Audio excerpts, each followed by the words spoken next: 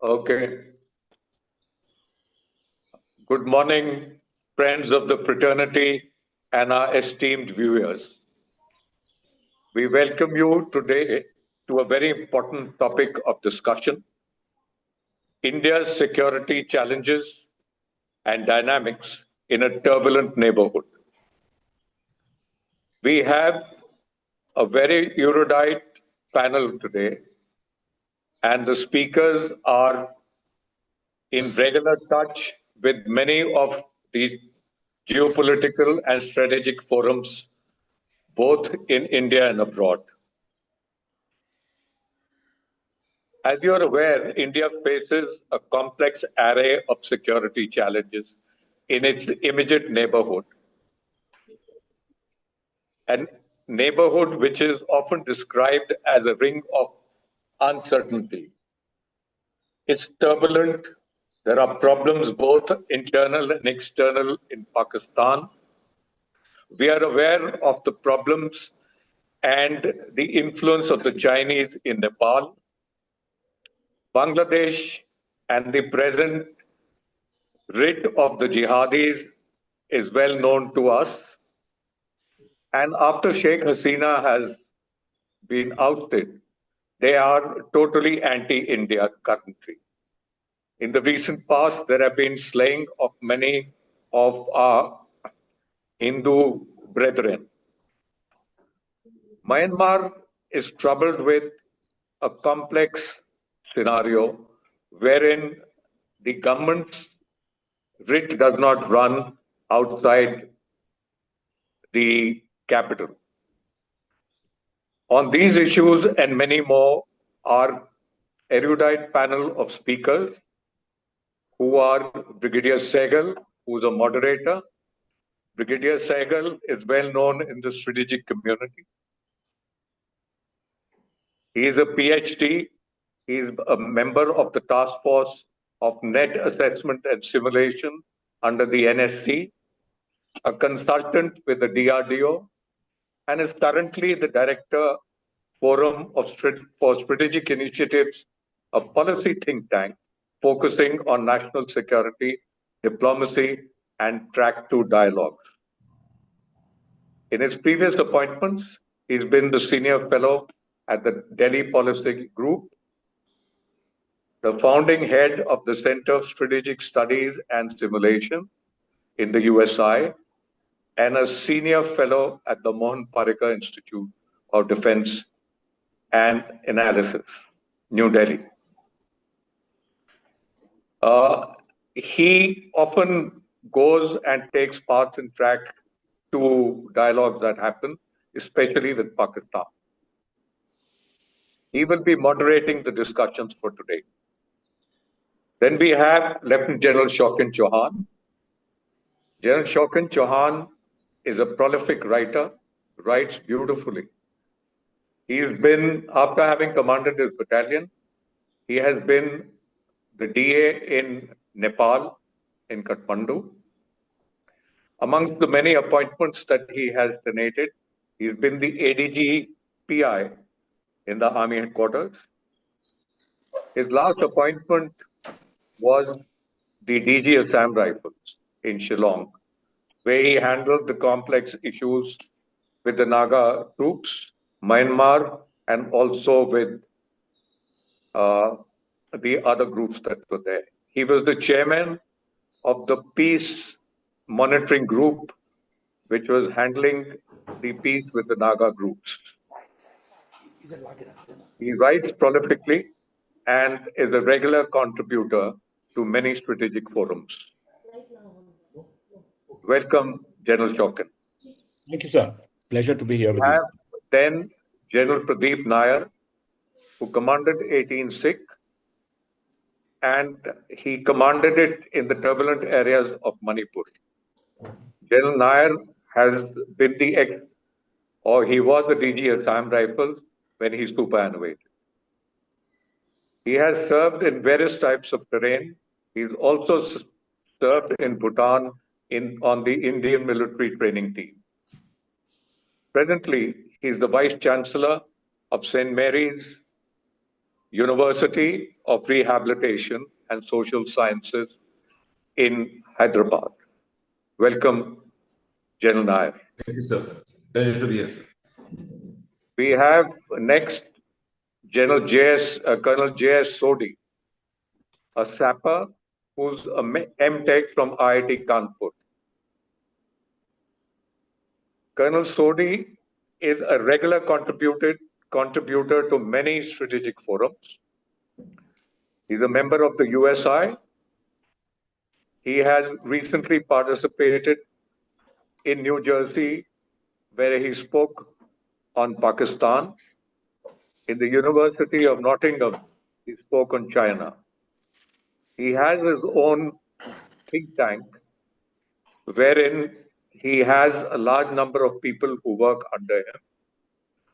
They regularly speak on many media channels, and shall I call him a media personality? Welcome, Colonel Sodhi. Thank you, sir. May I request Brigadier Sehgal, sir, to kindly take over and moderate the discussions for the day.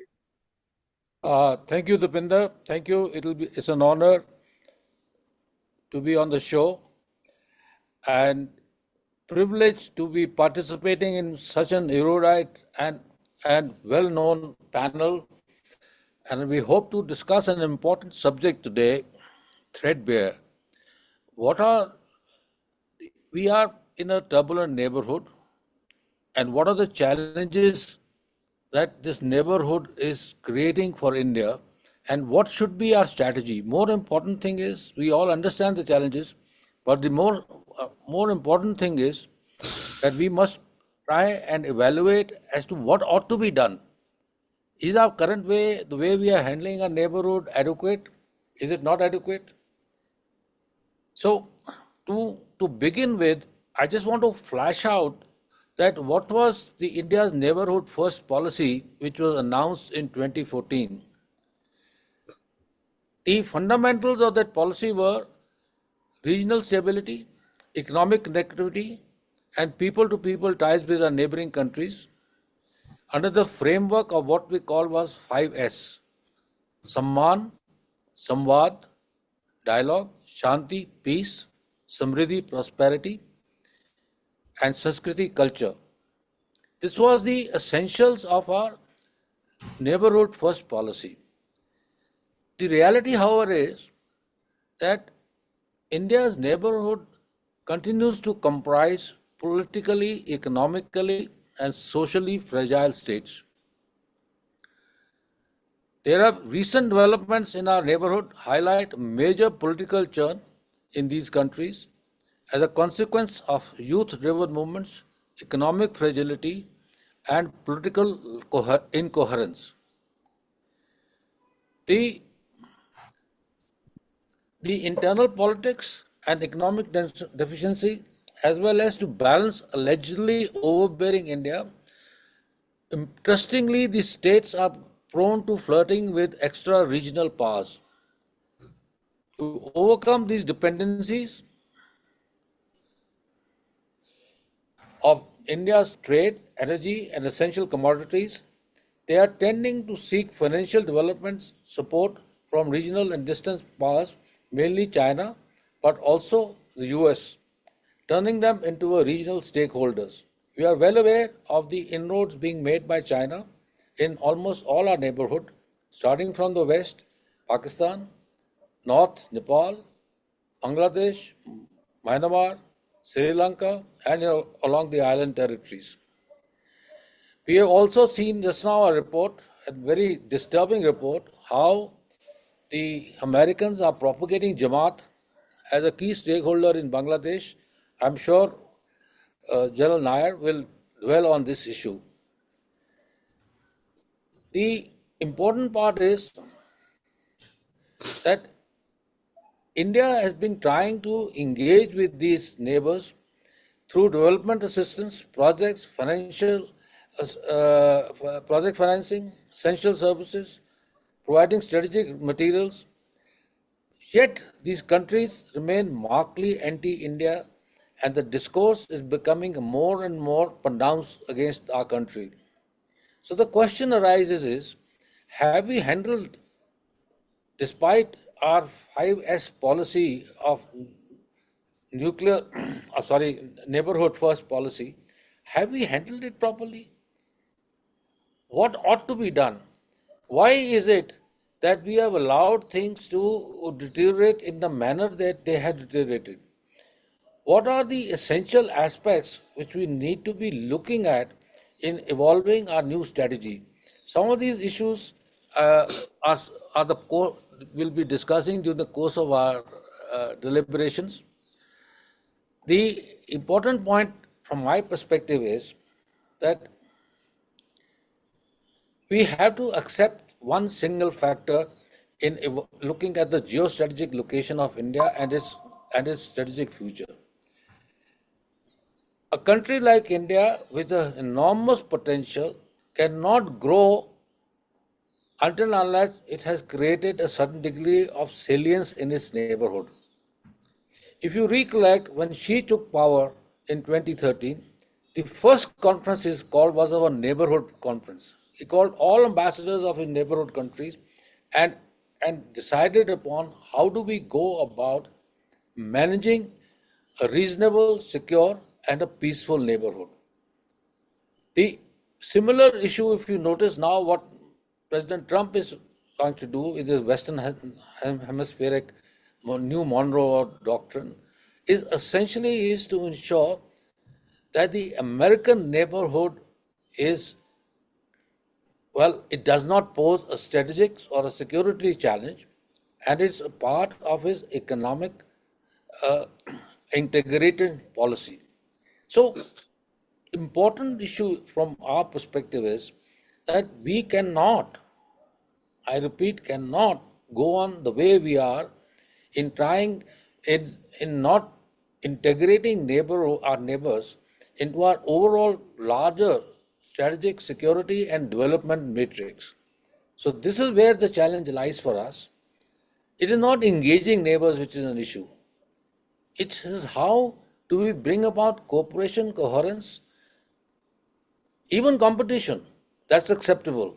But it must be done in a manner in that we develop and we contribute towards the development of the entire region called South Asia.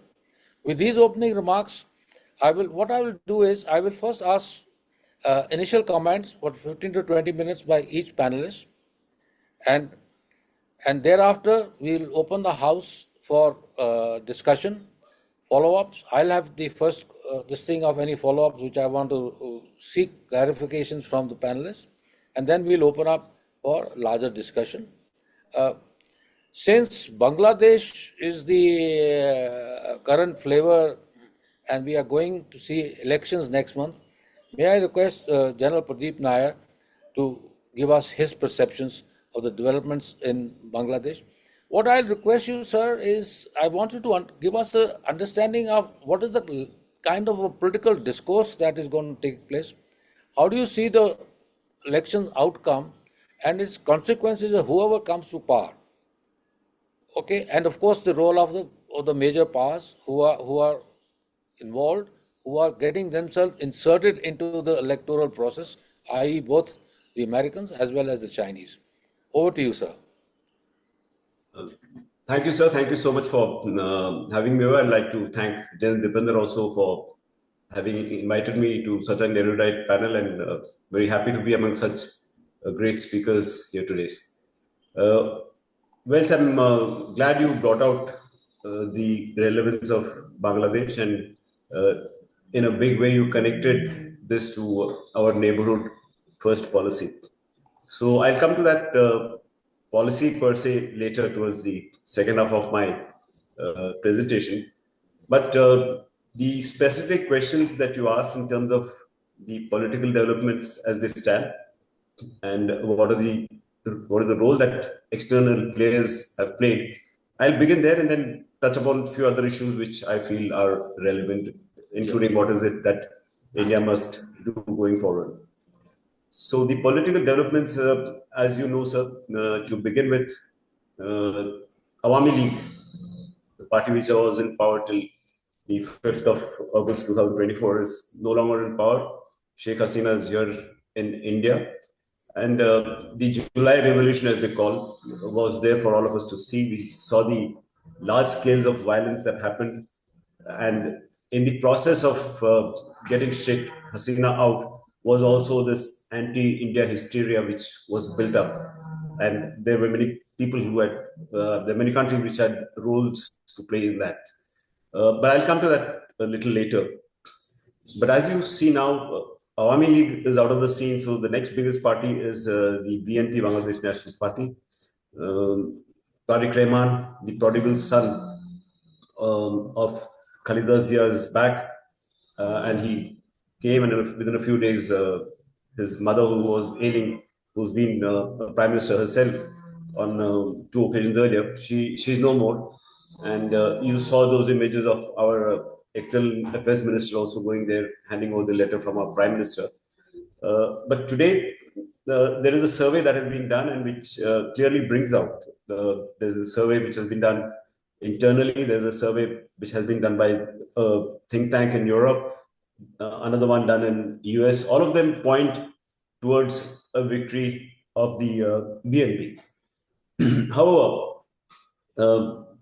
there are some internal studies within Bangladesh, maybe done out of some kind of interest, which show that the Jamaat is also going to be a major contender in this.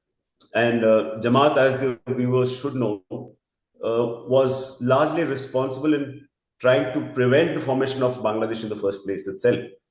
And all the Jamaat leaders were behind bars for a very long time, for more than 15 years. And then when Yunus comes to power, he gets them all out. And of course, the street protests also, there are a large number of Jamaat people who took part in that. But today, Jamaat is surely a contender. It has that street power, the muscle power. But you also have the NCP, the National Citizens Party, which many people say is a party of Yunus.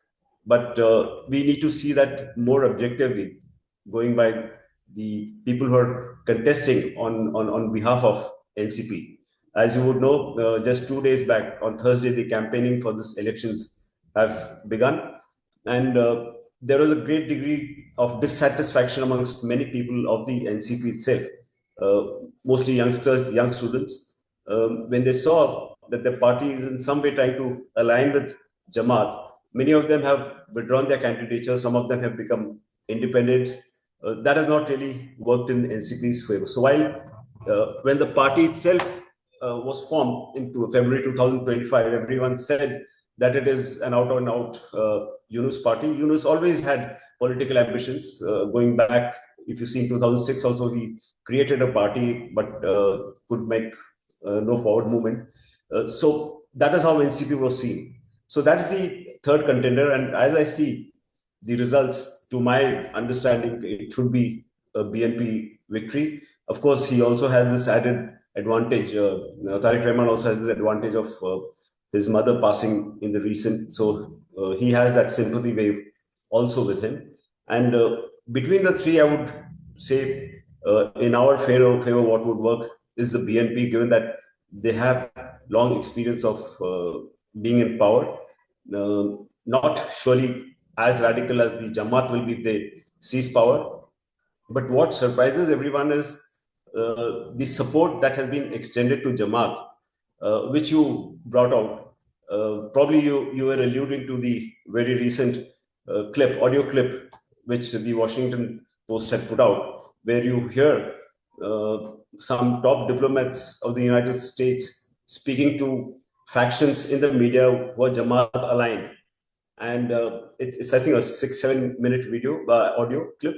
And anyone who's not heard that must see it to believe and realize that this complete ouster of Sheikh Hasina has been an out and out, there's been an out and out involvement of the United States. So that's the second part I wish to cover. Of course, Pakistan was always there. Even after Bangladesh got its independence in 71, they were there in some form. The ISI was there. and they were constantly looking out for an opportune moment where they could have their say. And it so happened things gradually started building up. The problem of reservations for students came in during Sheikh Hasina's time. Of course, then she cancelled that, but then the Supreme Court gave a directive for the reservations to be reimposed, and that kind of spurred up this so-called student movement, a similar movement like Gen Z movement in Nepal, which Jen Shokin Chauhan will be covering. But what happened in that movement was it was not only the students, it was also the Islamists, the Jamaat, largely all the violence that we all saw, those gory images of June, July 2024. You had the youth out in the streets. And Bangladesh, incidentally, also has a record of great degrees of violence whenever there is a change of government. And it also has a record of military takeovers at various times. This time, however, military has been very sensible. It has not taken over. It has given space to the Yunus government. But to their utter discomfort, Yunus, whose government itself was an interim government, was supposed to be there only for a specific period of time. They were trying to kick the can down the road, not very keen on holding elections. And he was trying his best to stay in power as long as he possibly could. In my interactions about Bangladesh, about even as late as a month back, I was saying I'm very skeptical whether these elections will happen in the first place. But what has actually been a turning point was the killing of Hadi, or Osman Sharif Hadi, the guy who was had made those great anti-India speeches and all. And surely, and there are Bangladeshi authors, scholars who have written that probably in all likelihood Yunus had a role to play in that killing of Hadi, because that he thought would kind of give rise to a lot more violence and he would have sufficient ground to postpone the elections. But what didn't work in his favor, what probably he didn't bargain on, was Hadi's brother himself has given him an ultimatum that if you don't get the killers back, it'll be trouble for the Yunus government. Now, let me go back to the United States role. I spoke of only the audio clip, but there were so many pointers right from the beginning, which many of us missed out. And let's go back to the last week of July, 26th of July 2024, just a few days before Hasina was ousted. You had the United States ambassador just winding up and leaving for the United States with no notice, not even meeting the president, not meeting the prime minister. It doesn't happen in diplomatic language or conduct. So that was the first indicator. Along with that, a little before that was a large number of students of Bangladesh who were studying in China had come back to Bangladesh to join these protests. So while their academic session was on, how did they suddenly come? And they were quite a large number of them. About 15,000 students were studying. Of them, about 10 to 12,000 had come back in the month of June and July. This is something that we missed. Then there were other things that happened. You had that colonel from the special forces, serving colonel, whose body was found in Dhaka, and a lot of electronic equipment that was there in his room. And then his body, the Bangladesh police had no access. The Americans just took it away, and nothing was heard thereafter. If that wasn't enough, the same American ambassador who had left now comes as a consultant to an energy firm and makes multiple trips to Bangladesh, all after Hasina's ouster. Then you also had the humanitarian corridor, which Bangladesh tried to kind of put where Yunus wanted, for sure, but the Bangladesh army chief said in no uncertain terms that recording again was out there where he said, no bloody, that's the language he used, no bloody corridor. So there was a resistance that they gave. Pakistan's involvement was there out and out. If you see from China's point of view, China was in the knowledge. So I would, if I have to put it in one line, I would say it was an out and out event that was engineered by the Americans, executed by the Pakistanis, but with the knowledge of the Chinese. Because it works in all their favors that the so-called favor that Sheikh Hasina was doing, which actually she was not. She was playing a very balancing act. And here I want to bring another thing to your notice, to the notice of the viewers. Is while Hasina is being talked as totally pro-India, she was not actually totally pro-India. She was actually playing a very balancing act. In fact, if you see some of the actions that her government took, she also visited China very often, and she always kept the aspect of security in mind. And even if you see the military hardware, for example, much of it is from China. It's about 78% of the hardware that they have is come from China, including the submarine that they have, 2 submarines that they have. So that is the point one needs to remember. Now I'll just touch upon 2-3 quick issues, sir, before I compete. I want to also bring out the multiple provocations that Yunus government has done. There are so many of them, but the most important one was, of course, when he goes to Beijing, and there he gives a statement that we are the guardians of the ocean so far as northeast of India is concerned, and any access to northeast has to be through us. I will request the Chinese to come and invest. I mean, he's got no business. It doesn't happen anywhere. No head of government goes and talks about a third country elsewhere when he's visiting. But he did that. Is it at the behest of the Chinese? Could well possibly be.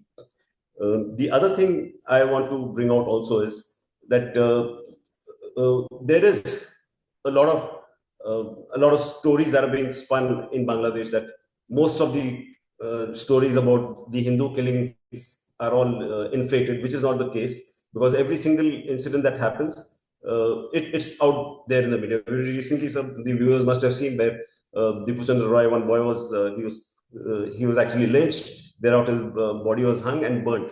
So such kind of facts are also there. But what works in our favor, that's my point of view, is there is the deep sense of the Bangla connection, which is still there. And this is something that has a great degree of support, particularly in the rural areas. Most of the visuals that we see are all urban areas, and those do not really represent what Bangladesh feels about us. There are other leverages, great leverages we have, like the Ganga water treaty now coming up for renewal this year. The Tista water, again, that deal has not been signed, but it's something that they will remember. And then, of course, with Chinese making that project at the Great Bend, we have to reach out to Bangladesh and tell them how impactful that will be for them. And eventually, it is what is now happening. These are my final words. What is now happening in Bangladesh doesn't really describe what Bangladeshis feel about us. That connect will remain. And even if they don't want to, even if it's played up in the media, the reality is the geographic reality that we have. 97% of the borders shared with us. 54 of the 57 rivers go from India there. The trade, the government, it's a one industry country. Government industry is all that is there. And for the government industry, which has now gone down in the last 1.5 years, India's indulgence has to be there. And then, of course, the exports that we've stopped. So there are multiple things that we have. And of course, the connectivities. On that, I will like to close.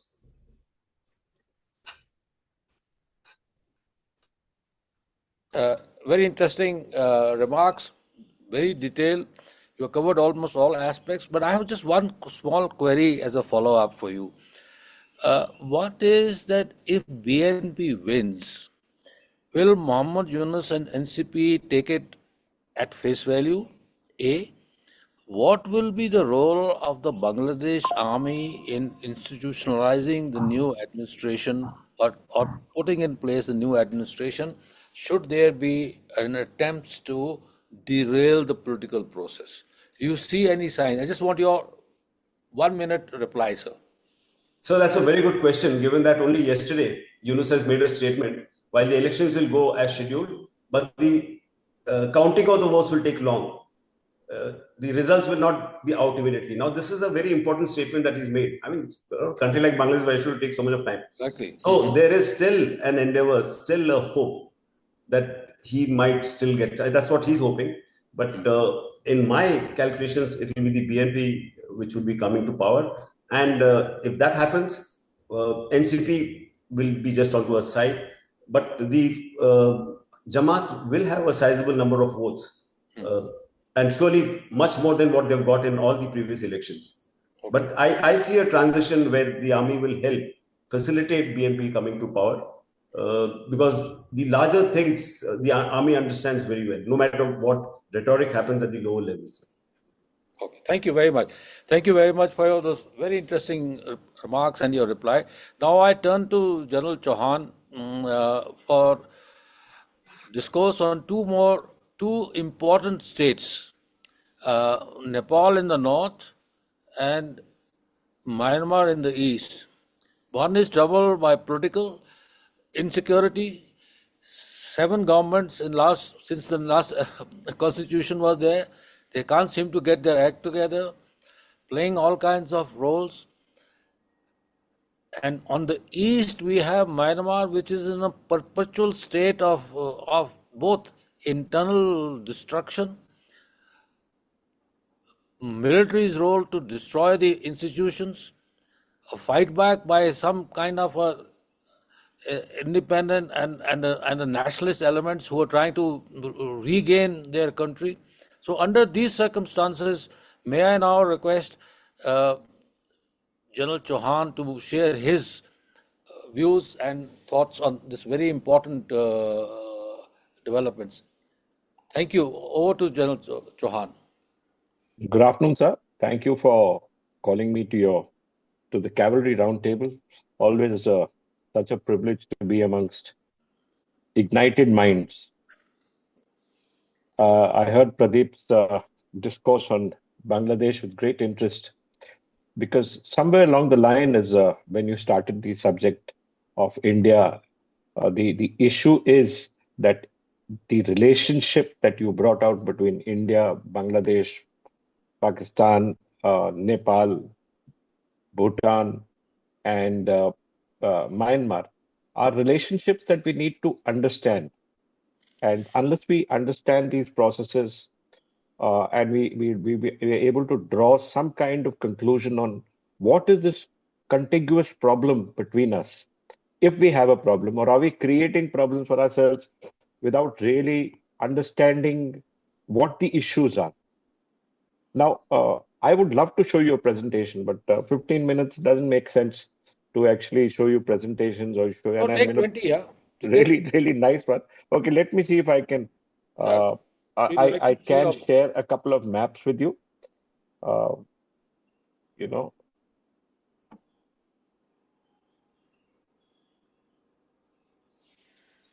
Just let me see if I can. Otherwise, there's no problem really. Oh, audience will like to be more, interested in. Can you see the?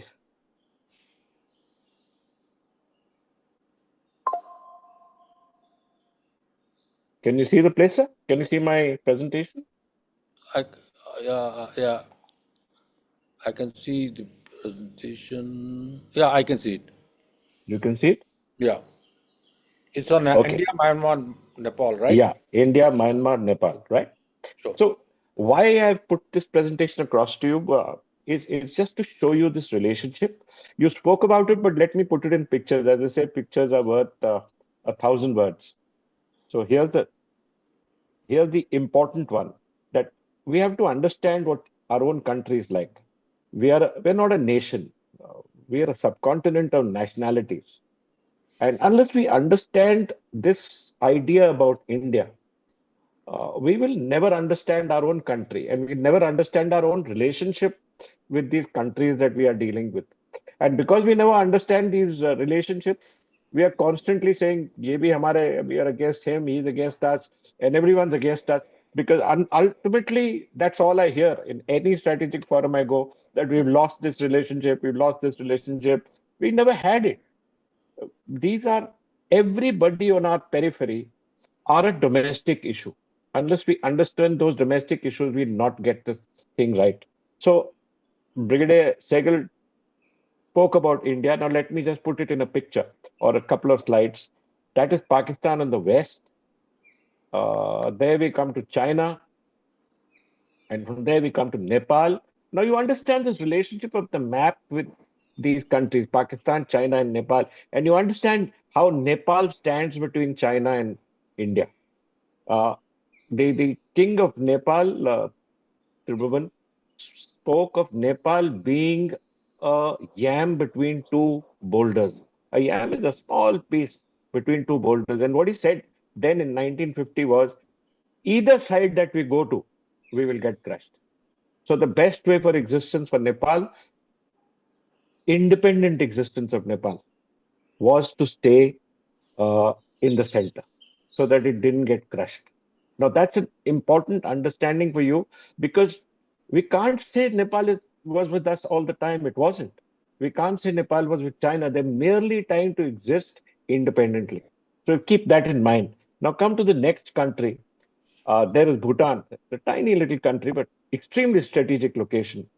And we come down to Myanmar. Now, you see how Myanmar is borders are northeast. And that's the relationship I'll be bringing to you, the relationship between Myanmar and our northeast, and why that relationship is important, and why, unless we find peace in Myanmar, we will not get peace in the northeast. These are issues that you must understand. As we go further, we come to now Bangladesh. Pradeep has already spoken to you about Bangladesh, but Bangladesh remains a contiguous part of our subcontinent. Pradeep spoke of the Bengali connection. Now you understand that anything that happens in Bengal domestically also becomes an international problem between us and Bangladesh. So these are issues why we lose allies, or we lose our neighbors, or why we still have this emotional contact to connect with our neighbors. And the sharing of waters, etc. These are waters of the subcontinent. They have been moving along a particular way for generations.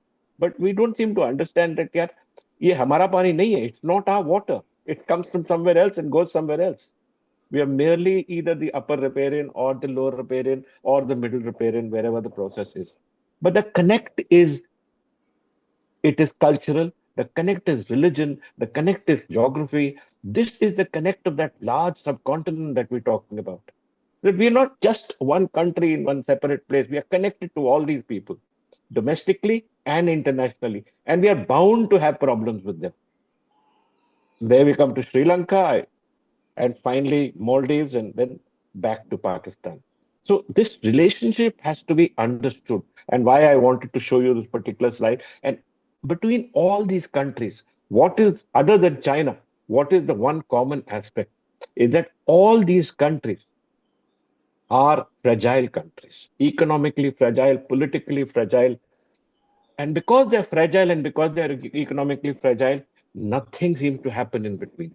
And therefore, all their focus is on that one country which seems to beat all the odds, India.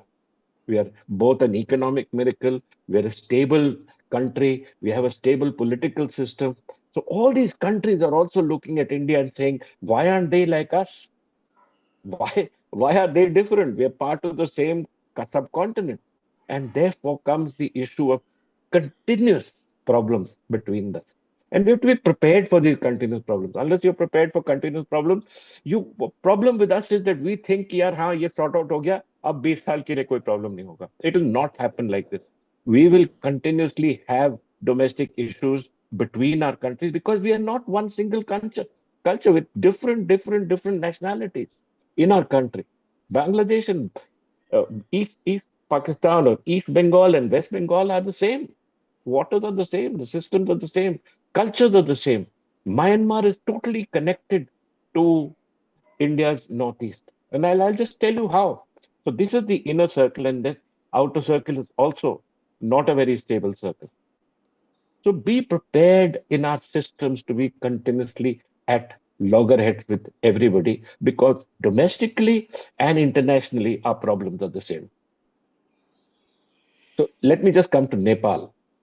Now, this is what Nepal is: 650 kilometers by 200 kilometers. A tiny country, absolutely tiny country between us and China. But it occupies such a strategic space. Now, you see how it occupies. The Siliguri corridor is in between Bangladesh and Nepal and Bhutan, right? On top of is the Tibet administrative region of China and Sikkim. So these are issues. When you see geographically what these issues are like, you will understand that this is a very difficult part of our world. and we will have problems continuously in these areas. And we must have people to understand this. And that's why I'm grateful both to Arun sir and General Dipinda that you asked me to speak on something that is extremely important for us. The understanding of this relationship. You can talk of US, you can talk of all these, they don't matter because eventually, the if our neighborhood is in a problem, we will always be in a problem. Now, this is how it is. All the Nepal lies among the mountains of the Himalayas. All the slopes geographically, and if you read my article on Nepal where I describe this geographically, actually slope downwards. It's a Himalayan wall on the north, and it's a southern fertile terrace bed. And the river Mechi is the eastern border, and the river Mahakali is the western border. Mahakali is the place where Nepal wants a little bit of territory, feels it actually, but actually these are mountain rivers and they keep changing course. So this is the geography, the strategic geography of Nepal and us, and why it's important. Now you see how Nepal is divided. There is the upper region, the Himalayas, the Himalayan region, right on top. It's occupied or populated very sparsely by people who are in connect with Tibet and by people who are living on this side of the border. 99% of them don't bother about what is downwards. They don't, because they're busy trying to survive in a very difficult environment. Then comes the middle hill, what we call the Mahabharat range. That's where all our population is. The important ruling elite of this population comes from this Mahabharat range. It is also the place from where India recruits people. So all our soldiers have also settled in these areas. And that is why it was so important to have Gurkha soldiers in the Indian Army. Because all these soldiers occupied an important space there. They were paid the best, they were the most economically capable people, and they were opinion shapers. Unfortunately, because of the Agniveer scheme, we seem to have lost them, but we must get them back. And then you come down to the Terai Plains. The Terai Plains are what we call the link between eastern UP, eastern Bihar, and Uttarakhand. Absolutely. Now, this link is important because this is the link that we have, we call the Roti Beti Ka Rishta, the Madhes. This Madhes is important to us because 49% of Nepal's population, maybe 51, maybe more, actually lives in the Madhes, but they don't have political power. The political power is on the people of the Mahabharat range. It is not on the north, extreme north, it is not on the south, but it is extreme. And this is the most insecure set of people. Because if they were to do a genuine democratic exercise, they would lose power immediately to the Madhes. But they can't do that, and therefore they have divided Madhes into separate constituencies, making sure that Madhes will never get political power. And the power will remain with the people in the middle hills, the Mahabharat. That's an important issue I wanted you to understand. These are some of the. Now, let me talk of this Himalayan watershed. We've known from time immemorial that though geography has been flattened by today's technology, eventually troops have to cross, and the Himalayan watershed remains a military barrier. It can only be crossed in selected places. It's a very strong defense line, and therefore we cannot allow any inimical elements to come through this Himalayan range. And that's an important part of Nepal, you must understand. But I don't have much time, and therefore we cannot allow Chinese ideological influence south of the watershed. It's a serious threat to our interest. We have to ensure that China keeps out of this. At least the PLA keeps out of this place. And therefore, whatever you have to deal with Nepal, you have to deal, but you have to keep the PLA out. And the mountains of Nepal open out to the great Indian plains. Nepal says it's landlocked, but we have to say Nepal is India open. Geography says it's India open. History says it's India open. Culturally, it's India open. And this is the noise or whatever the issue that we must go out with is the fact that Nepal is India open. And it can't fight geography. Nepal cannot be a part of China because it's part of our watershed, our part of the world. That's an issue that you have to tell every Nepali leader, no matter what game he plays, that geographically you belong with us, not with anybody else. Now, you see the security of this, how closely it is linked with Nepal. And if Nepal was to give us access, the Siliguri corridor would not be a strategic threat at all. It can be a subversion by Bangladesh, but stop talking about it because you have Nepal on the other side and you can cross from the other side. Nepal is a friendly country. You have to keep it friendly. All these porous borders. So any India activity, anti-India activity, is sponsored by Pakistan and China. And to keep this poorly guarded, insecure Indian heartland, you have to have population which is with you and not against you. You cannot put force everywhere. These are important factors of Nepal, which we must understand that we cannot have a Nepal against you. This part of Nepal bill is a part of India because the Madhes are people related to us. So also the Shivalik people, so also the Mahabharat range, but this is a more important part. All rivers flow into the Ganga. Unchecked flow causes floods, social economic havoc in India. We need to have storage dams, hydel projects, uncontrolled water of, you heard of the river Kosi? Moment the river of sorrow floods, and it floods every year, we have a problem. You have to deal because, like I said, we are a connected subcontinent. And unless we understand this connect, we'll never understand anything else. Now, we're close to Nepal in every way. And this is what our Prime Minister said, that there is no war that India has won without the blood of Gurkhas. We have to keep this in mind that these people are extremely loyal, good troops, and we need to keep them with us.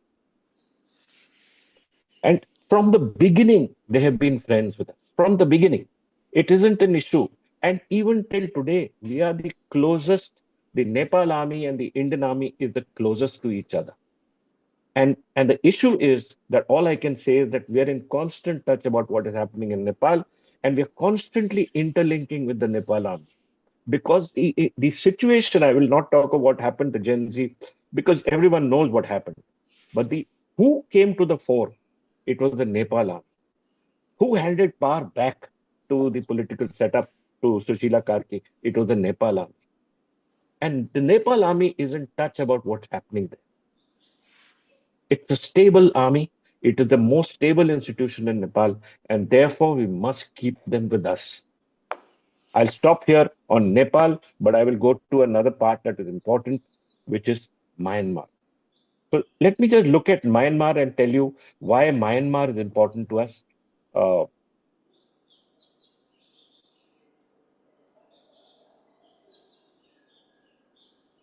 yeah. Now, with Myanmar, I'll talk of nothing else but our historical connects. Because, like I said in the beginning, unless we understand the Myanmar historical connect with India, with our Northeast, we will not have peace. Because I hope Pradeep agrees with this, but we know that wherever we have dealt with the Northeastern insurgents, their Myanmar connects were the most important. Absolutely. I remember going, I was a DGAR in 2016, December to 2018, March. And I remember going to the Chief Minister of Mizoram. He was Mr. Lalthanawala at that time. And I told him, Mr. Lalthanawala, we have to start stopping the Chins from coming inside Mizoram. And what he told me was a lesson in geography and culture. He said, General, the Chins are my people. I am a Chin myself, and I cannot stop my brothers from entering my Mizoram. The Chins are Chins in Myanmar, they are Mizos in India, in Mizoram, but they are Kukis in Manipur. So the Kukis, the Chins, and the Mizos are related. So the stupid idea that you could do away with the Kukis is what has created this problem continuously. You cannot do away with them. It's a state just bordering you. And the cookies which are Mizos, Zomi or the Zomi people or the Mizo people, are people who are in Mizoram, and Mizoram an extremely important state of India. So this relationship we have to understand. This is Myanmar. You just look at the geography of this country, and you see how the ranges are and how they move towards India, and how this access of Myanmar to India is so easy geographically. Just as it was easy with Nepal, it is easy geographically here.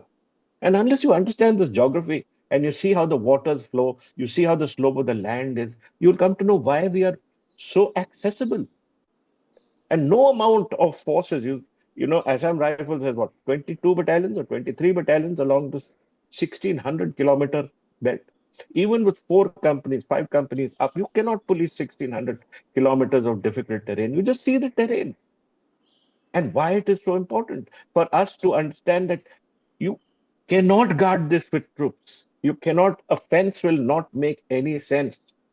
The Chinese wall made no sense. The Maginot Line made no sense. How can a fence make any sense?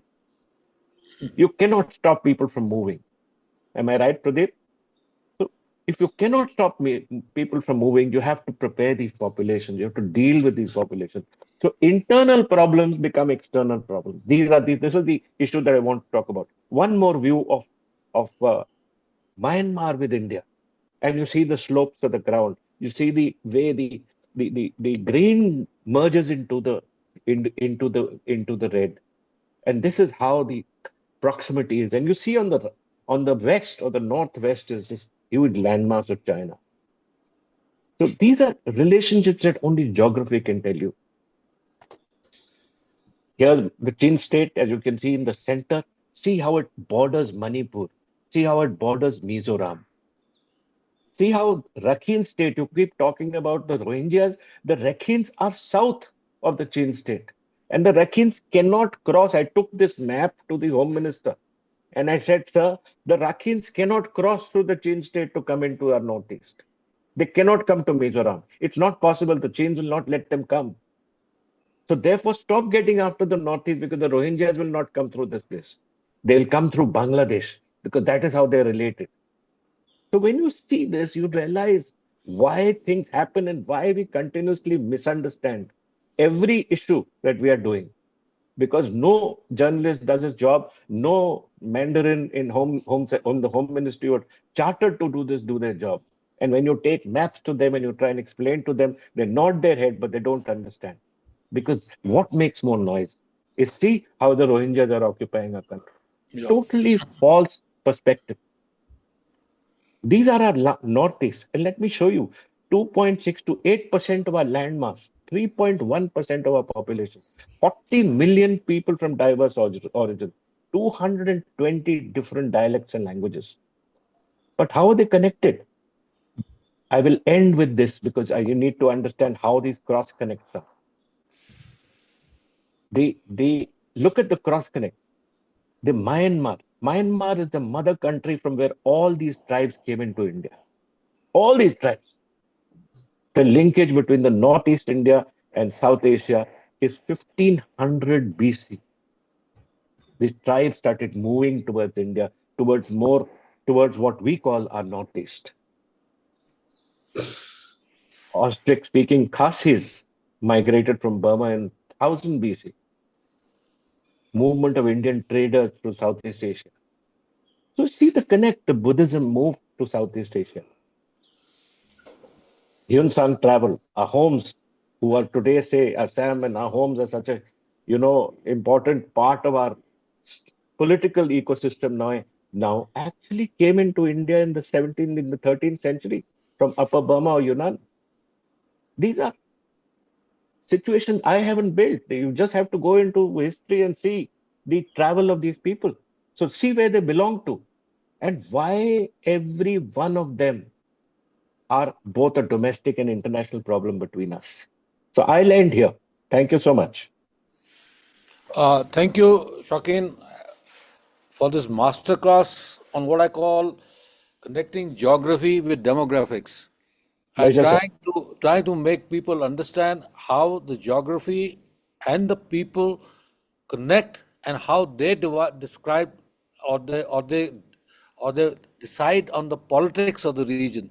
It is not the politics which decide on the geography or the demography.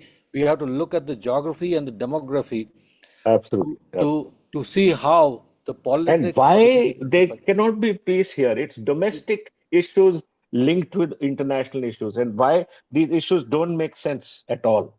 Yeah, absolutely, absolutely. Thank you. I believe you have to leave. So, will you like to take some questions at this moment, or will you be here with us till 1 o'clock? I'll be here till one. Okay, okay. Thank you, thank you. Now I request Colonel Sodi to uh, help us understand the developments in Pakistan as well as China. On Pakistan, what I would like to understand, sir, is how are the new developments of the rule of Chief of Defence Force? You see a very interesting perspective of Pakistan emerging. Wherever the Prime Minister goes, the Chief of Defence Forces tags along with him, be it visiting the President of the US or going to Davos or anywhere. So how are the internal politics of Pakistan and the military is hybrid rule panning out? And third issue is quickly, sir, I would like you to ask the state of insurgency on the west, which some of the Pakistanis describe both Northwest Frontier Province as well as Balochistan as their near abroad. It's psychologically, if you meet a Punjabi, and I do meet a lot of them, they are not, these regions are not within their psyche. They look at them as faraway places, away from this, just like we in Delhi look at Northeast as a faraway place. So I want you to understand from you this dynamics of internal evolutions in Pakistan post-Op Sindoor, the role of CDF, the issues concerning the consolidation of hybrid power by the military, and in and also the trying to new geopolitical alignments which the Pakistanis are trying to create a relationship with China and United States in the country, a new model of arrangements with Saudi Arabia, Turkey, a new trilateral or whatever you want to call it. How are these panning out? And as far as China is concerned, two issues we would like you to talk about is how is the boundary resolution progressing, and what are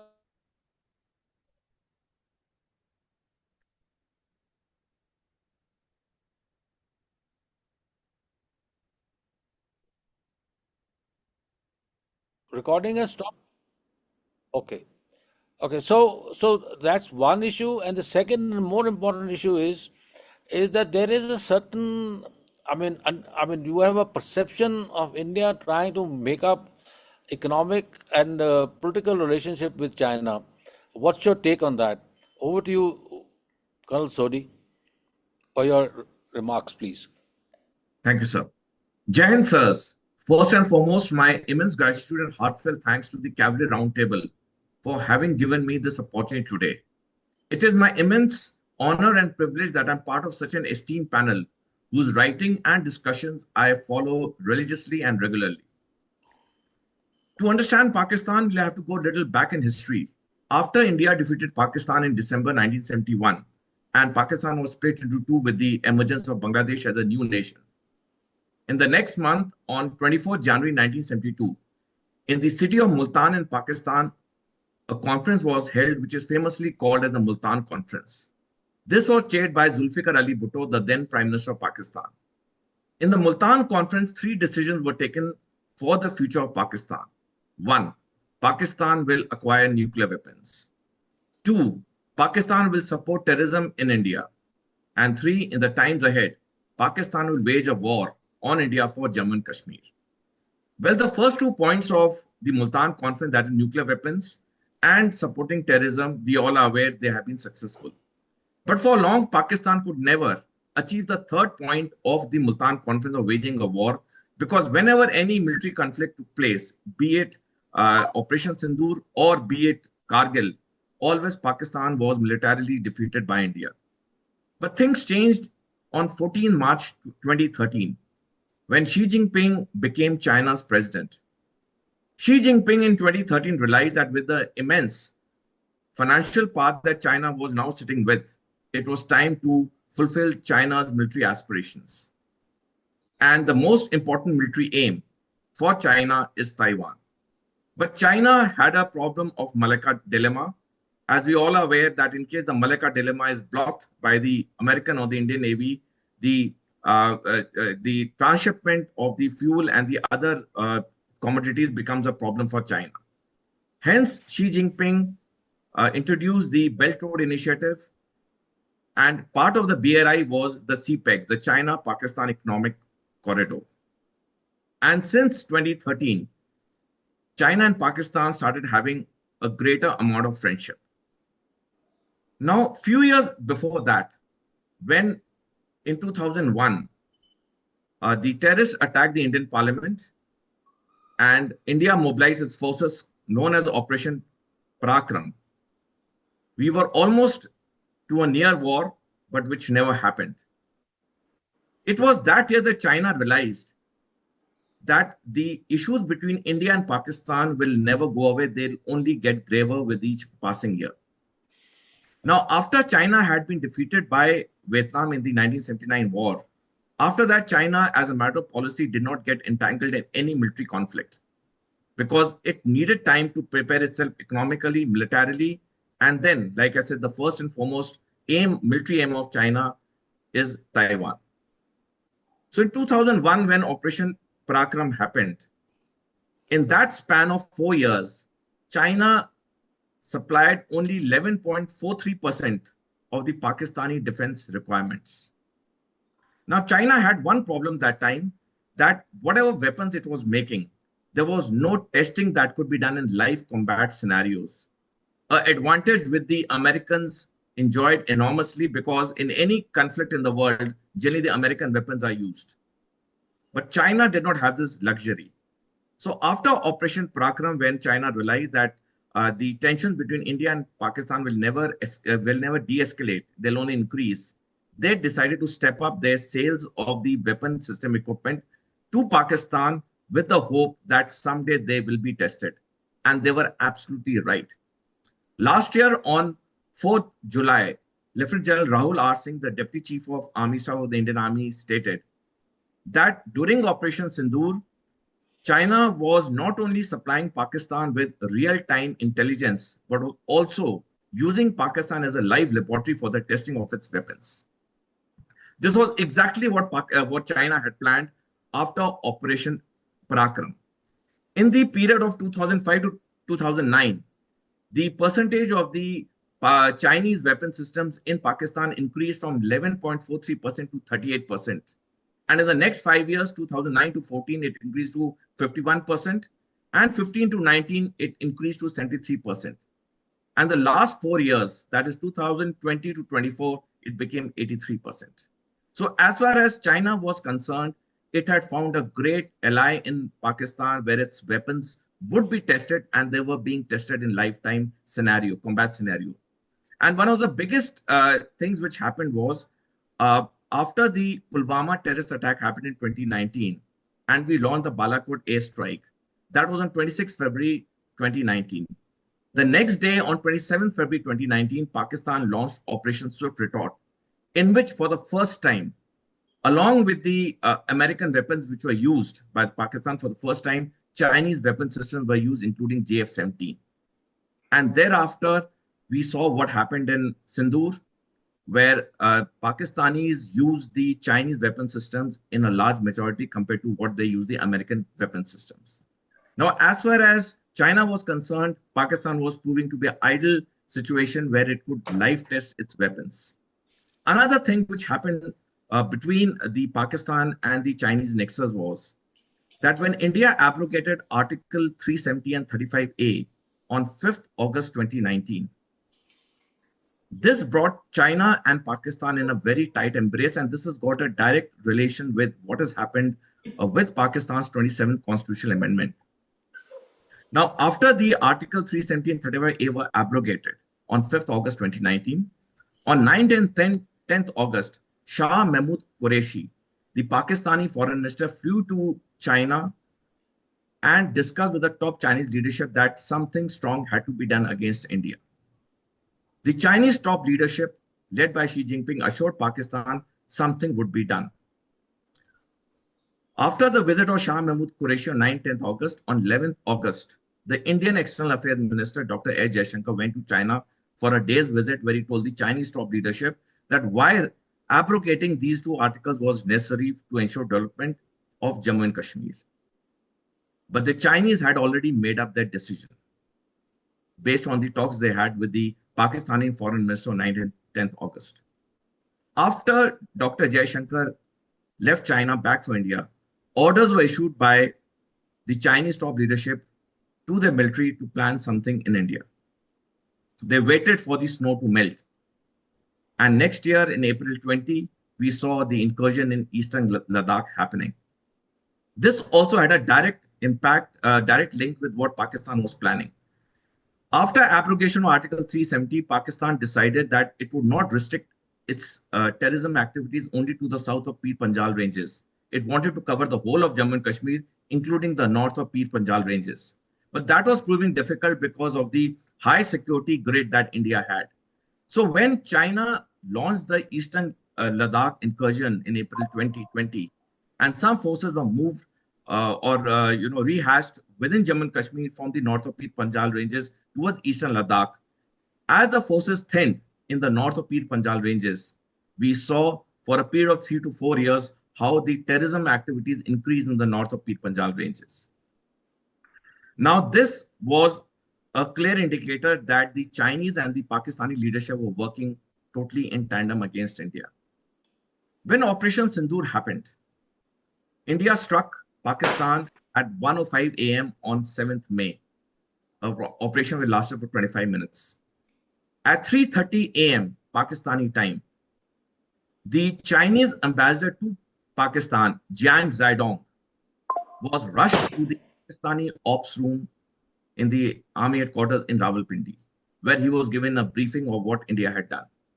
And thereafter, till Operation Sindoor lasted till 10th evening, there were many visits of the Chinese ambassador Jiang Zhaidong to the Pakistani army headquarters, where he was briefed about each and every activity that was happening or was to be planned. And Jiang Zhaidong was sending back all this information through the diplomatic cables back to the Chinese Foreign Ministry, and Xi Jinping was being briefed on everything that the Pakis were planning or doing. After Operation Sindoor finished, which was a military victory for India, no doubt, Xi Jinping had made one decision, that the person that he was looking for in Pakistan who would aid him during his 3 wars that would be fought during his tenure. One is for Taiwan, second for Spratly Island, third is for Arunachal Pradesh. That man in Pakistan he had found in the form of Asim Munir. And thereafter, Pakistan was told that he should be promoted. And on 20th May, Asim Munir was promoted as a field marshal. But there was one problem which China still had. Asim Munir was to retire in a couple of years. And this did not suit the grandiose plans of Xi Jinping. Hence, the Pakistani leadership was told him to bring the 27th constitutional amendment, which amended their Article 243, which gave unbridled powers to Asim Munir, making him a field marshal and the CDF for life. Well, last year on 23rd December, the Pentagon of USA in its report to its Congress on the military and economic development of China has said that the 3 main core aims for China are Taiwan, South China Sea, and Arunachal Pradesh of India. As we are aware, Jammu and Kashmir has always been the top military aim for Pakistan. So this clearly stated that Arunachal Pradesh was now on the military radar of China. So all the planning that China had been doing for the last many years, now from the Chinese and the Pakistani side, it has started to fructify in terms of the efforts that have been put. Also, one more point, sir, that I would like to make here is that as the nexus between China and Pakistan was developing, in came in what happened in Bangladesh on 5th August 2024, when there was a regime change in Bangladesh. Till the time, Bangladesh generally had a good attitude towards India. Things changed for the worse, which we have been seeing and which my most eminent speakers earlier have also brought up. On 9th July last year, General Anil Chauhan, the Chief of Defense Staff of the Indian Armed Forces, has said, the way the close proximity between China, Pakistan, and Bangladesh is increasing in the times ahead, it will create security and stability problems for India. So this particular nexus has started deepening. Added to the fact is, Turkey also has jumped into this fray. Our Chief of Defense Staff also remarked a few weeks back that this new nexus of China, Turkey, Pakistan is also troublesome. If we see the Indian map, we have 8 neighbors. Out of 8 neighbors, it is only Bhutan who is standing with us as on today. All other 7 either are the 2 sworn enemies of China and Pakistan, or the balance 5 are in total Chinese grip. So we are in a grave, difficult situation today because out of 8 neighbors, 7 are against us. Now, as far as China is concerned, when the Galwan Valley incident happened in 2020, our trade with China was only $87 billion. But year on year, the trade with China has increased, and the trade in 2025 has increased to $155 billion. This is very troublesome for us because every dollar that we are trading with China, a part of this dollar China is using to strengthen its military, which in the times ahead will wage the 2-front war on India. Now, whether Bangladesh opens up militarily or not, but we'll have to do the entire combat planning for Bangladesh too. The half front, which is often talked about, is of course there. So today, as we look at, it is a 3.5 front war we have to be prepared for. Whether Bangladesh opens up militarily or not, how much of the half front opens up, we don't know. But definitely we have to plan for 3.5 front war threat as on today. Also, I would like to bring out that as the a nexus between China and Pakistan was strengthening, on last year's 17th September, Pakistan announced the signing of a defense pact with Saudi Arabia, which had the clause, attack on one nation would mean attack on both the nations. This has immense significance because now another dimension has been added. Because once a thing is signed in writing, it has different connotations. So would it mean that Saudi Arabia will open up some way or the other or not? They have a legal binding pact with Pakistan today. If we go back during World War II, Hitler signed the Pact of Steel with Mussolini on 22nd May 1939, and then only invaded Poland on 1st September 1939. And because Mussolini had a written pact with Hitler, he had to jump into the World War II, though he had told Hitler many times before that before 1942, Hitler should not wage any war because by 42, Italy would be militarily prepared. But because there was a binding pact, Mussolini had to enter the World War II when Hitler told him so. So this pact between Pakistan and Saudi Arabia, which has already been signed last year, and now comes the information that Turkey and Bangladesh are also planning to enter this pact, defense pact between Saudi Arabia and Pakistan. So if these 2 nations too enter such a pact, we'll have 4 such nations as part of this pact with Pakistan. So clearly the things are not as rosy as what mainstream Indian media tries to make out, of which I am an integral part now. But definitely the story is not that simple or is not that unproblematic, which is tried to portray. So finally, I would like to conclude by saying that we have a great military challenge with China. Pakistan alone has never been a military challenge for us. We have had 5 military duels. We have always come out militarily victorious. It is a China challenge that is important for us. And like the Pentagon report to their Congress on last year, 23rd December says, that China has developed its economic and military might because of the whole of the nation approach. We need to have this whole of the nation approach with us. Today, many of our things are in piecemeal because we do not have a national security strategy in place. Last year on 12th April, Pete Hegseth, the American Secretary of War, stated that the Chinese hypersonic missiles can destroy the 11 aircraft carriers of the US Navy in just 20 minutes. He also went on to state that in all the war games of the US military, the Americans lose to the Chinese. So China as a challenge has to be taken by us very, very seriously. And it will come only once we have the whole of the nation approach. Today, in most of the Indian mainstream media, we love Pakistan bashing. Pakistan is not the only challenge. China is the main challenge. Pakistan and Bangladesh are subsets of the main challenge called China. Thank you, sir. Thank you. Thank you for a very interesting remarks, I would say. My only issue, sir, is that how do we deal with the Sino-Pak collusion? The issue is you are very in detail highlighted the kind of strategic collusion between the two countries. But when we meet Pakistanis, they make an interesting remark. They say that 4.5 years that you were in standoff with the Chinese, we never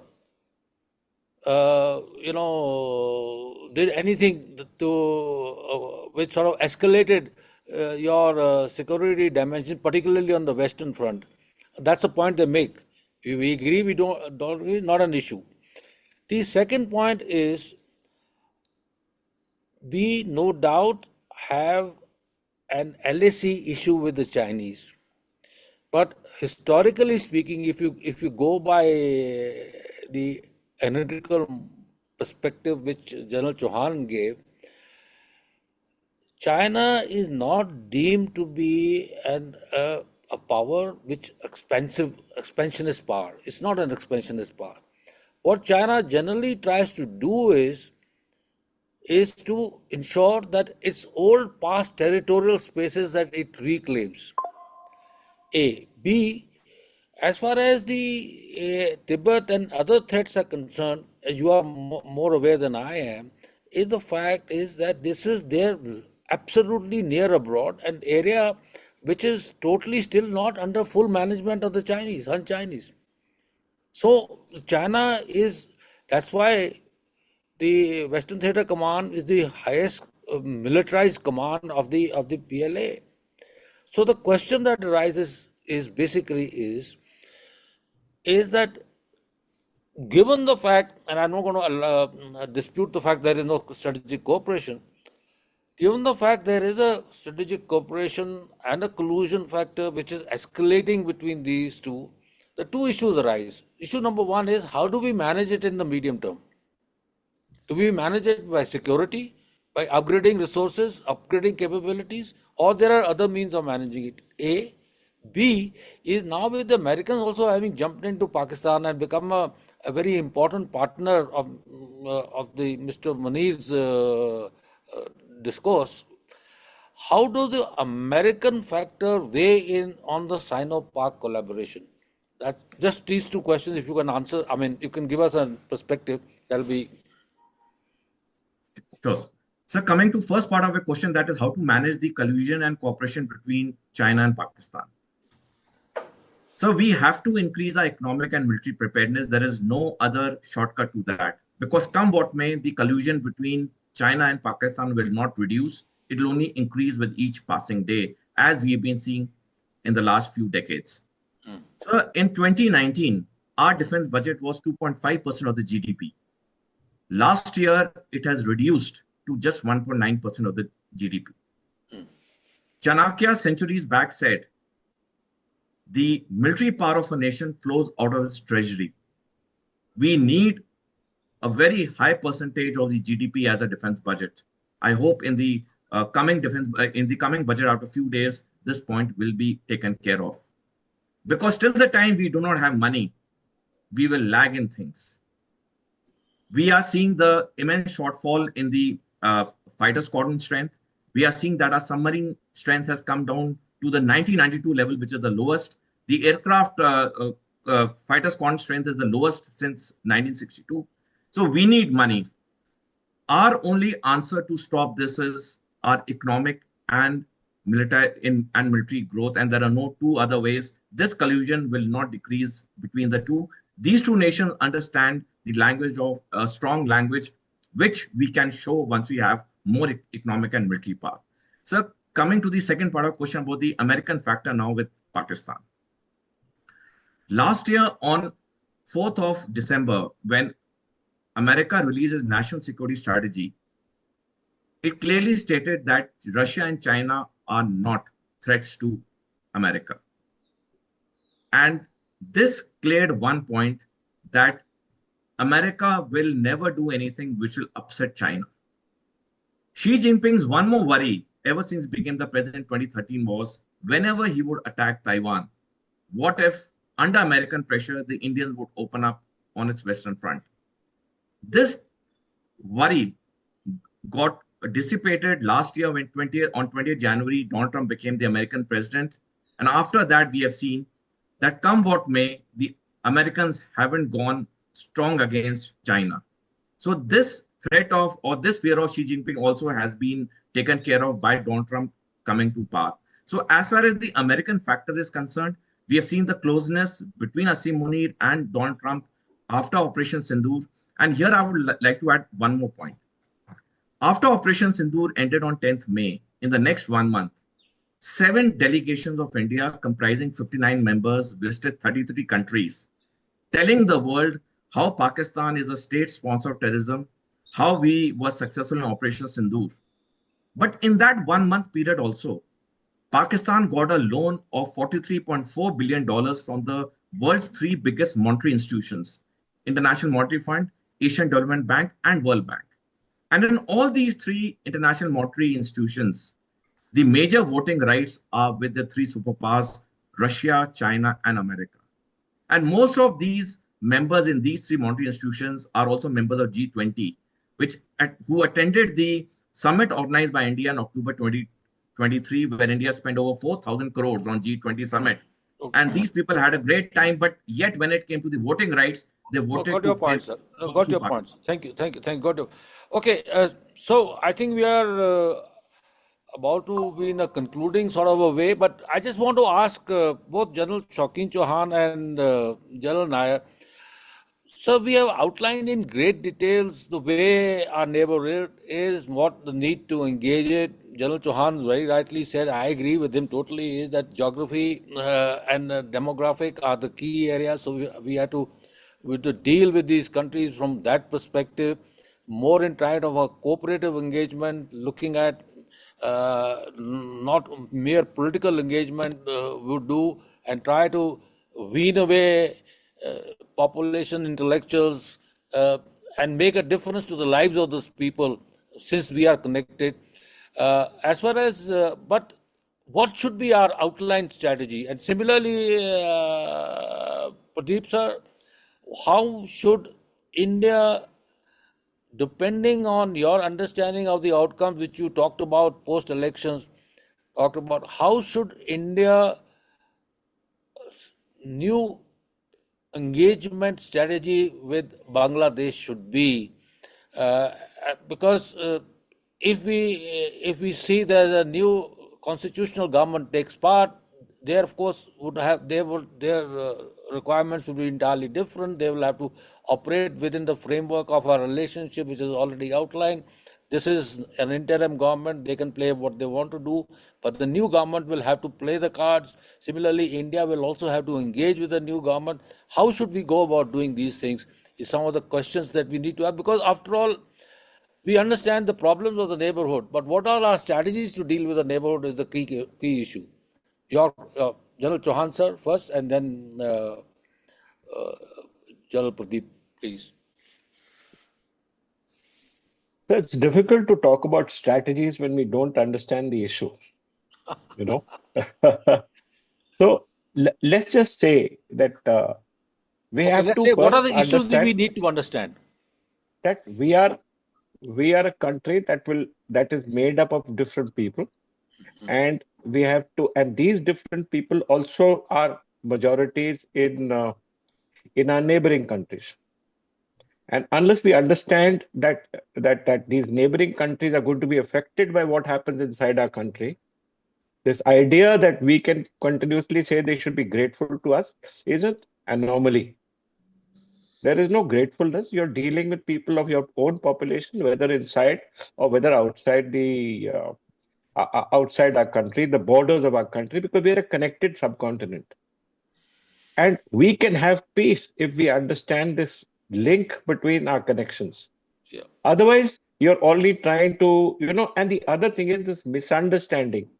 While I'm very fond of Jaswinder, the misunderstanding that everything is going to get you into war, and it isn't incorrect.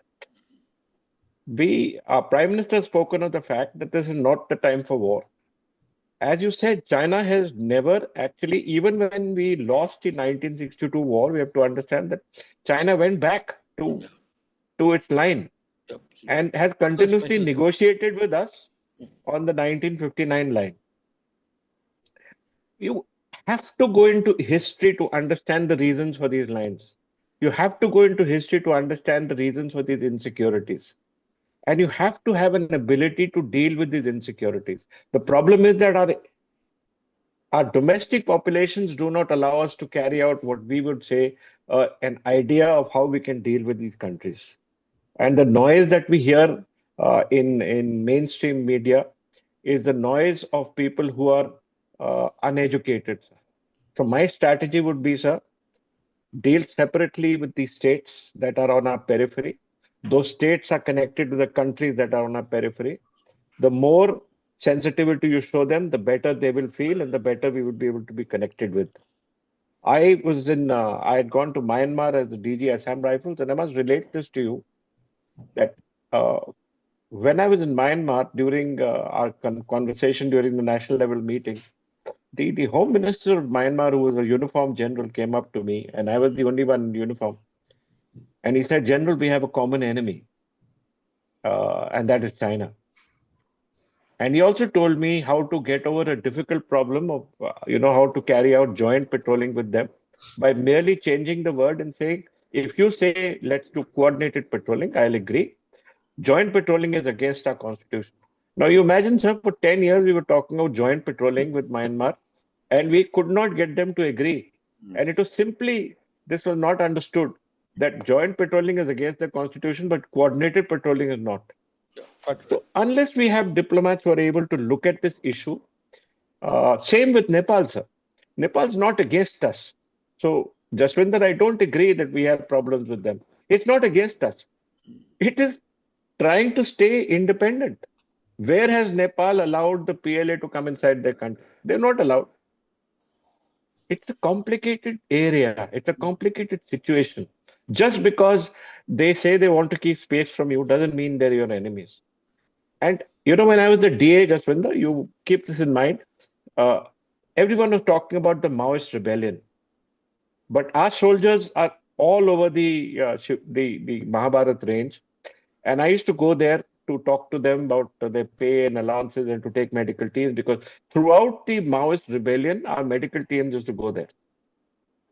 And I used to send our chief, as the DA, I used to send him a weekly DO letter, which used to say situation in Kathmandu is this, but situation in East Nepal is this, in West Nepal it is this. And there was a huge difference between what was being heard from Kathmandu and what was heard in East Nepal and what was heard in West Nepal. So you must learn to separate this noise.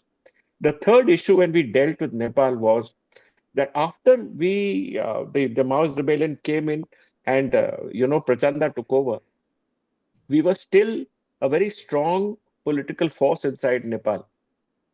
At that time, we should have looked at helping the Nepal Congress find better leaders, find younger leaders who could be looked for further too, who could have planned for further. We didn't plan. So how can you blame the others when you yourself are not planning? Absolutely correct. Absolutely So correct. that's my view, sir. No, I endorse it totally because you recollect we used to meet in Kathmandu at times, and Absolutely, sir. we used to Absolutely. also playing ducks and drakes with the Maoists and trying to do some Absolutely. Absolutely. interesting work with those guys. So the fault is But I ours. totally agree with You to you, understand. and also with the Nepalese Congress. Anyway, sir, Pradeep sir, your views on what ought to be done. I mean, that was one of the critical issues of our discussion today. Yes, sir. So our strategy currently, what we are doing is we are exercising diplomatic and strategic patience, which I think is the right way. And a lot of in the media and in TV, you see many channels where people say that we can, for example, the Siliguri corridor, we can expand Rangpur, you just take over Rangpur, or you take all. These kind of rhetorics. I think the media should cut down. One of the fundamental problem is, I mean, let me go back in history for a moment, sir. While we play out a lot about that we gave them independence, we underplay the role of the Mukti Bahinis and the people of Bangladesh, East Pakistan who suffered. More than, for example, the Mukti Bahinis itself, 1.3 lakh of them have died. I'm not even counting of the women raped, looting, all of that. And whenever we talk of Bangladesh independence, we have to speak of both these things together, our contribution and their contribution, which unfortunately our media doesn't do, and many of us don't. So, historically, that is one great thing that they hold against us. Now, in the present context, what also happened was Sheikh Hasina did what she had to do, and then she was seen as being too close to us, and anything that she did was seen as a consequence of her closeness to us, which was not really the case, and we should have probably played that up then. But now we are looking forward as to what we have to do. Like I've hazarded a guess that in all likelihood it should be the BNP. We should be coming to power, and we already made the first move by the mere fact that the foreign minister has gone there and given a letter from the prime minister expressing its condolences. That's the first step. We have started engaging them. Even there are back channel diplomatic actions also that are happening, track two, which I'm sure is going to help immensely. The next thing that we have to be very watchful of, which is of greatest concern, is the rise of the Islamic fundamentalists. So we have to make sure that these dependencies that we talk of, again, here sometimes the media goes overboard saying Bangladesh needs us more than we need them, which is not the case. Both of us need each other for our own reasons. And that particular aspect needs to be played up by the media. Political voices need to be made. And there is a lot of reaching out that needs to happen. Once the new government is in place, we should be able to help them to have a government that succeeds, because there are a lot of things that are not working in Bangladesh's favor. We have to mellow down a little bit. Eventually, like I said, like General Shokin also said, it is the geography that will dictate our relationship. And so, if you permit me, if I can just add one or two points related to what was spoken by the others. General Shokin mentioned about that joint patrolling and coordinated patrolling, and he mentioned about the constitution in Myanmar. It is because it says, the constitution says you cannot have a foreign army entering your land. So that is the background to that. And General Shokin again made a very relevant point about having the Agniveer scheme looked at again, having the Nepalese coming, because these are our foot soldiers, these are our ambassadors there. And any ambassador, Indian ambassador, high commissioner there acknowledges the fact that it is the Indian army soldiers who are actually the foot soldiers. Now, if you don't have people coming into our army, you're reducing those ambassadors.